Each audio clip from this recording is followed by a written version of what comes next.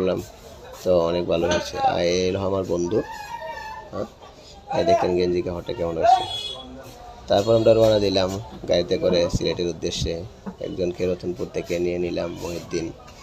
তো আর রাস্তার মধ্যেই আমরা সকালের নাস্তাটা সেরে নিলাম, ডিম পোলাওয়ের নাস্তা, ডিম খিচুড়ির নাস্তা। সবাই একসাথে স্কুলের ফাঁকা জায়গায় আমরা শুরু করলাম খাবার। এই তো সবাই আছি আমরা আমরা মোট 11 জন ছিলাম এখানে, সবাই একসাথে গেছি, অনেক আনন্দ হয়েছে। তো স্কুলটা ফাঁকা ছিল, ভাবলাম আজকে খাবারটা সেরে নিই, তো অনেক সুন্দর হয়েছে।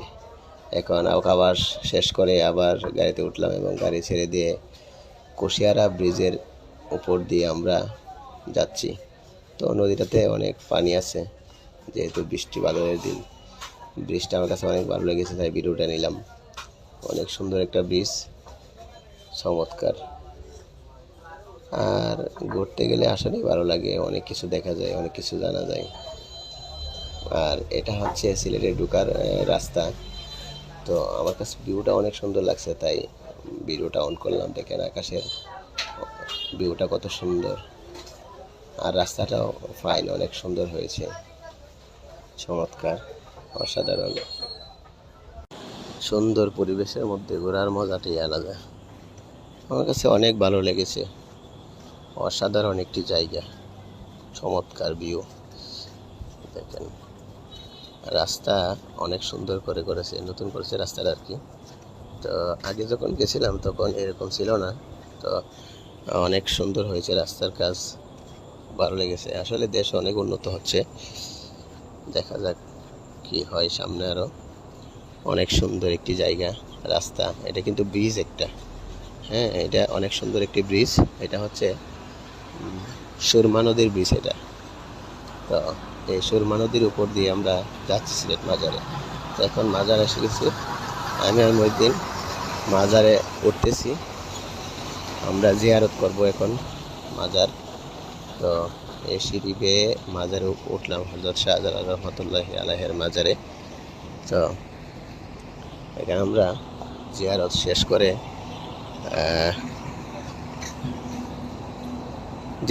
করে আবার ব্যাক করব ইনশাল্লাহ। তো জিয়ারতের পরে আবার চলে আসলাম, সবার জন্য দোয়া করলাম, আবার চলে আসলাম জিয়ারত শেষ করে। তো এখন আমরা দেখাবো গজার মাছ। এই দেখেন হযরত শাহজালাল রহমতুল্লাহি আলাইহির মাজারের যে গজার মাছ ছিল, এই গজার মাছগুলা, এই মাছগুলা মারা গেলে মানুষ যেভাবে মারা যায়, এভাবে জানাজা করে দাফন করা হয়, সেমভাবে এই মাছগুলাকেও দাফন করে মাটি দেওয়া হয়। অনেক সুন্দর মাছ, সবাই এই মাছগুলা দেখতেছে, অনেক সুন্দর জায়গা, মাছগুলো অনেক বড় বড়। তো অনেক ভালো লেগেছে, দেখেন আপনারা।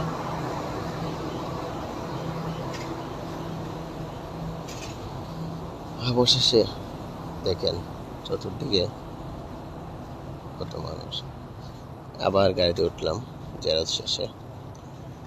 তো এটা হচ্ছে ওসমানী আন্তর্জাতিক বিমানবন্দরের পাশ দিয়ে আমরা যাচ্ছি। এখন যাচ্ছি ইয়াতে গোলাগঞ্জের উদ্দেশ্যে। দেখেন হামজা চৌধুরী পিক। তো রাস্তাগুলো অনেক সুন্দর, চমৎকার রাস্তা, অসাধারণ ভিউ। খুব জার্নিটা আসলে খুব ওই দিন ভালো ছিল। তো সবাই খুব আনন্দ করলাম,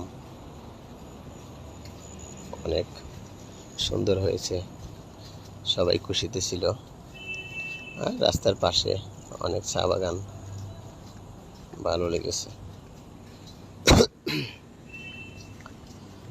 দেখেন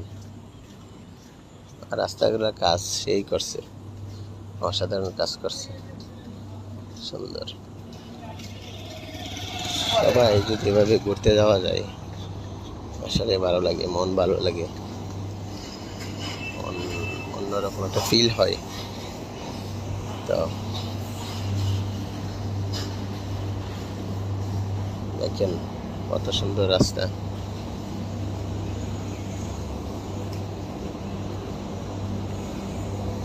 তবে সিলেটে আসলে ঘোরার জায়গায় সুন্দর সুন্দর জায়গা, রাস্তার দুপাশে সুন্দর সুন্দর প্লেস, আসলে মন ভরে যায়।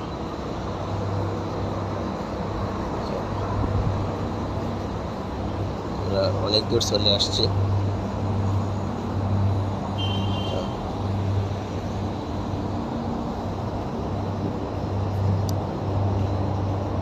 আর এখান থেকে শুরু হচ্ছে যে রাস্তাটা দেখছেন, এটা কিন্তু পিচের রাস্তা না, এটা হচ্ছে সম্পূর্ণটাই বোলাগঞ্জ পর্যন্ত ঢালাইয়ের রাস্তা।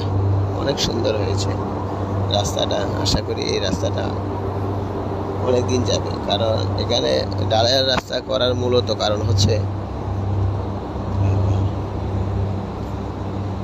ভারী যানবাহন চলাচল করে, পাথর নিয়ে আসা যাওয়া করে। আর এই দেখেন, এটা হচ্ছে বিমানবন্দর, ও পাশে দেখা যায় বিমানবন্দর, ওসমানী আন্তর্জাতিক বিমানবন্দর। দেখেন কত সুন্দর। আর সবাই এদিন খুব আনন্দই ছিল। দেখেন অসাধারণ একটি জায়গা।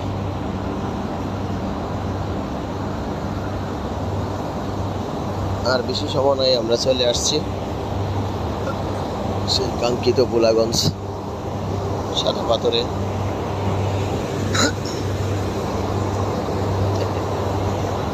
সুন্দর জায়গা, আর আকাশের রংটা অনেক ভালো, সেই রকম ভিউ আসছিল, সেই ভালো লাগছে। ওসমানী বিমানবন্দরে ওটা দেখা যায়। আমরা চলে আসছি। যদি দূরে দেখে কালো হয়ে আছে, এটা কিন্তু আমি প্রথমে ভাবছিলাম এটা বুঝে মেঘ, আসলে এটা মেঘ না, এটা হচ্ছে পাহাড়। ওই যে কালো, একদম কালো যে দেখা যায়, এটা আসলে মূলত পাহাড়। আমি প্রথম কিছু তো আমি ভাবছি এটা বোধহয় মেঘ, আকাশের মেঘ, বৃষ্টি আসবে এরকম ভাব, কিন্তু না, এটা হচ্ছে আপনার পাহাড়। আর পাহাড়ে তো উঁচু, আর ইন্ডিয়া বর্ডারের কাছে পাহাড়ে তো উঁচু, আকাশের মেঘগুলা পাহাড়ের মধ্যে থেকে আছে। সুন্দর জায়গা, অনেক সুন্দর, মানে অস্থির একটা জায়গা, অস্থির একটা জায়গা। মেঘগুলা অনেক সুন্দর লাগে, আকাশের রংটাও ভালো। তো আমরা ভাবছিলাম যে আজকে বোধহয় ঘোরাঘুরি হবে না, আকাশের অবস্থা তেমন ভালো না। তো না, শেষ পর্যন্ত দেখলাম বৃষ্টি হয় নাই। আমরা সুন্দরভাবে ঘোরাঘুরি শেষ করে বাড়িতে ফিরতে পারছি। চমৎকার একটি দৃশ্য, আসলে ঘোরার মজাই আলাদা। সবাই একসাথে ঘুরতে পারলে অনেক আনন্দ হয়, ভালো লাগে, মন ভালো থাকে, মন ফ্রেশ থাকে। আসলে যখনই আমরা সময় পাই, আসলে কাজের ব্যস্ততার কারণে সময় পাই না, যার কারণে আমরা ঘুরতেও পারি না। দেখেন চমৎকার দৃশ্য, এই যে কালো দেখা যায়, এটা পাহাড়, উঁচু পাহাড়, চমৎকার জায়গা, অসাধারণ। আমরা চলে আসছি, আর বেশি সময় নেই, চলে আসছি। ওহ, সেই অসাধারণ জায়গা। ব্রিজটা পার হচ্ছি, রাস্তার কাজটা অনেক সুন্দর করে করছে, ভালো লাগছে। আমরা চলে আসছি, আর বেশি সময় নেই।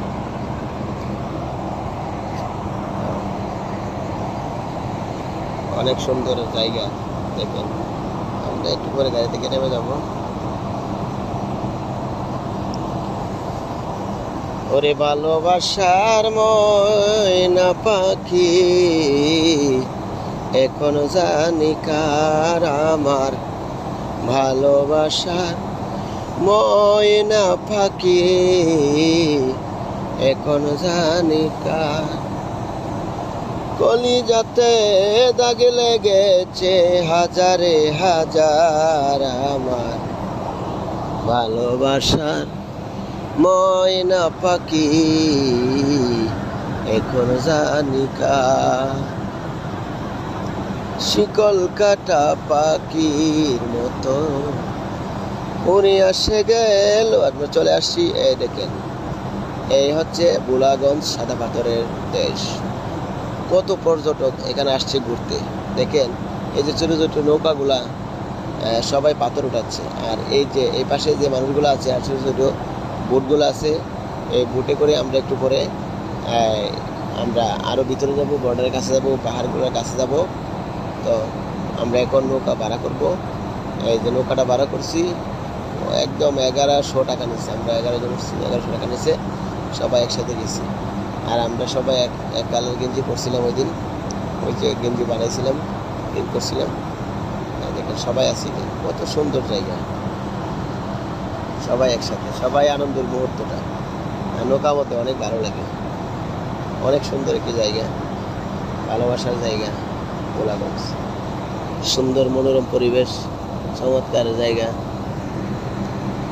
সবাই আছে এখানে। আর এরা সব পাথর উঠাচ্ছে নৌকা দিয়ে, আমরা এখানে যাচ্ছি। আর দেখেন কি অবস্থা, পানি। আর এখন পানি বেশি তো, বর্ষার সিজনে আমরা গেছি, বৃষ্টি হয় একটু পর পর, তো ভালো লাগছে। দেখেন ওই যে পাহাড় যাইছিলাম, ওই হচ্ছে পাহাড়। সবাই ক্যামেরা নিয়ে ব্যস্ত। এখন আমরা নামতেছি, দেখেন সবাই নামতেছে এখান থেকে, আমরা নেমে যাব, সবাই একসাথে চলে যাব সেই কাঙ্ক্ষিত পাহাড়ে। চমৎকার, অসাধারণ। তো সব শেষে একটাই বলতে চাই, ভালোবাসা না থাকলে সবাই একসাথে ঘোরা সম্ভব না। ভালোবাসা আছে বিধায় আমরা সবাই একসাথে ঘুরতে গেছি, ভালো লাগছে, অনেক সুন্দর লাগছে। দেখেন অবস্থাটা, কত মানুষ। দেখেন আমি ওখানে যাওয়ার সময় আমার ভিডিওটা, আমার কাছে ভালো লাগছে, নৌকার সামনে বসে এই ভিডিওটা নিলাম, অনেক সুন্দর হয়েছে। পিছনের ভিউটা অনেক সুন্দর আসছে, চমৎকার একটি ভিউ। তো সবাই যদি ঘোরার ইচ্ছা থাকে এখানে চলে আসবেন, সুন্দর এক জায়গা গোলাগঞ্জ সাদা পাথর। তো আবারও দেখা হবে কোনো এক ভিডিও নিয়ে। আসসালামু আলাইকুম। আমরা যারা নতুন নতুন ভিডিও করি, আসলে আমরা হতাশ হয়ে যাই। হতাশার কারণ হইলো আমাদের ভিতরে ধৈর্য নাই। আর যদি ধৈর্য না থাকে, তাহলে আমরা কিভাবে একটা প্ল্যাটফর্ম থেকে সফলতা পাবো? এখন কথা হচ্ছে, সফলতা পাইতে হইলে বুদ্ধিযুক্ত পরিশ্রম করতে হইব। বুদ্ধিযুক্ত পরিশ্রম কেমনে? বুদ্ধি করে ভালো কন্টেন্ট তৈরি করতে হইব, যাতে করে মানুষে দেখে। আর পরিশ্রমের তো সীমা নাই, প্রতিদিন ভিডিও করতে হইব, জায়গা জায়গা যাইতে হইব, ভিডিও করতে হইব, তাইলে সম্ভব। আর সফলতা সফলতা হইলো এইটা কি লিখিয়া একটা সারা রোয়ার পরে, অনেক যত্ন করার পরে, তাইলে শশা গাছ বড় হইব, এরকম একটা শশা হইবে। এখন কথা হইল, আল ছাইরা দিলে তো আর হইতো না। এখন পরিশ্রম করতে হইব, ভিডিও বানাইতে হইব, হ্যাঁ, বিভিন্ন মানুষের বিভিন্ন কথা কইব, ইত্যা সহ্য কইরা লাগিয়া থাকতে হইব। আর যে লাগিয়া রইছে, ওই সফলতা হয়েছে। এখন কথা হইল, আপনারা সবাই কান্দা হইন, আমি কিতা কই, আমার কথা কেউ বালা না লাগতারে। কথা হইল গিয়া, নিজের মানুষে অনেকে ভিডিও দেখে না, ভিডিও ডাইলে ওই দেখা মেরা বেলাই দে। এখন আমার একটা লাইক অথবা কমেন্ট করলে যদি আমি ভাইরাল হয়ে যাই, এই কারণে নিজের মানুষে ভিডিও দেখে না, লাইকও করে না, কমেন্টও করে না, শেয়ার তো দূরের কথা। এখন আইছিলাম ওই তো খেতে আইছিলাম, ইফতারের আগে ওই শশা নিছি, শশা খামু, টমেটো নিছি, চাটনি খামু। তো যাই হোক, এখন সফলতা পাইতে গেলে মোট কথা হইলো পরিশ্রমই করতে হইব। পরিশ্রম ছাড়া সফলতা সম্ভব না। যাই হোক, বেশি কথা কয়ে লাইছি, কেউর মনে কষ্ট পাইলে কমা দেশি দেখবেন। বেশি কথা বাড়াইয়া লাভ নাই, শেষ করে দিতেছি, ইফতার টাইম হইতেছে গা। এখন আজকের মতো রাখি, সবাই ভালো থাকবেন, আল্লাহ হাফেজ।